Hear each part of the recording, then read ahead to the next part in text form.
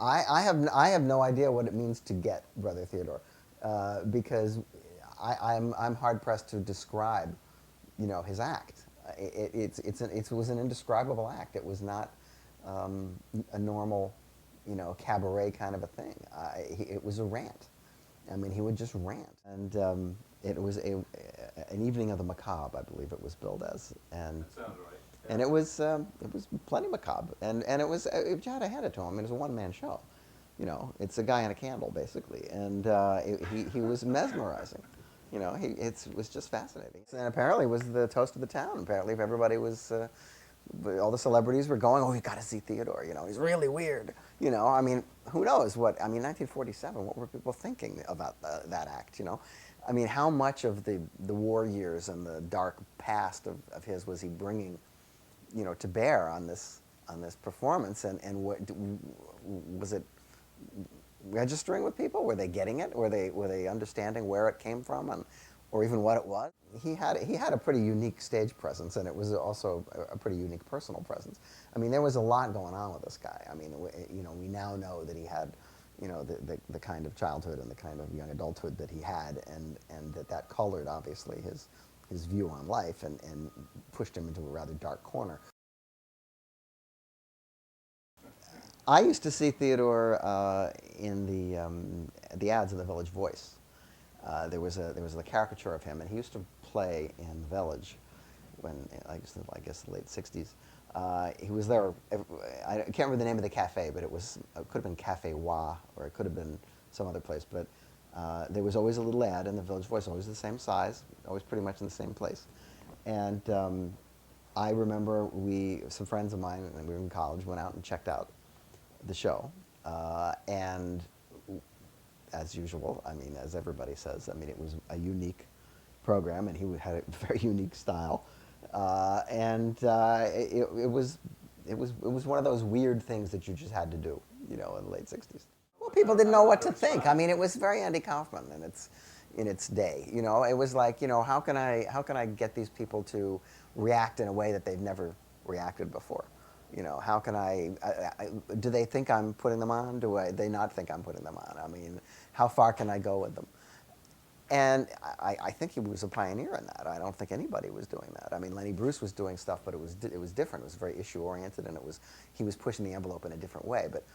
But Theodore was pushing it really in a performance art kind of a direction. But I never imagined that I'd actually meet the guy and work with him 25 years later.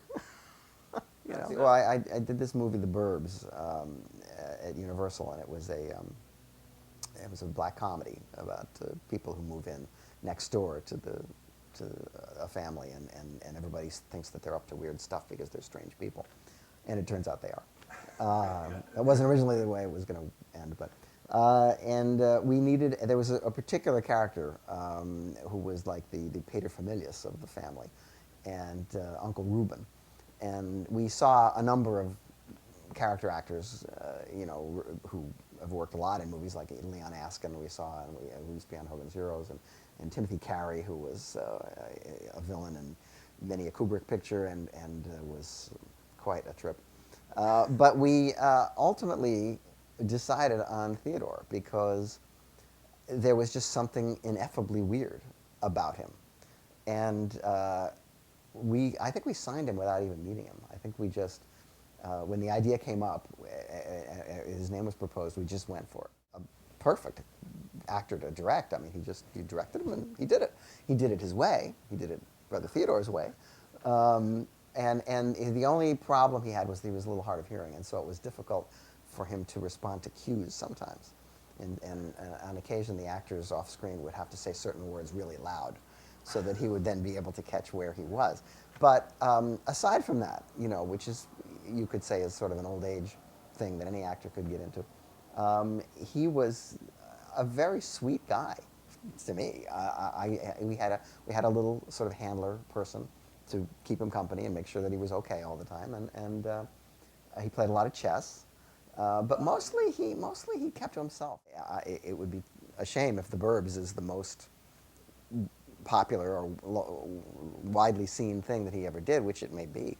and because that's not really who he was. That's sort of him playing a parody of who he is, and playing it well. But the thing that was phenomenal about him was his act that he did, and he wasn't doing his act. He was doing sort of a parody of his act. And I don't know where you would go to see or to get the real feeling of what it was like to watch him live. The time I had with him, I just thought he was a wonderful guy. And you couldn't even, he was so eager to please. I mean, he was so eager to have it be good and to be good in the part that it was kind of endearing.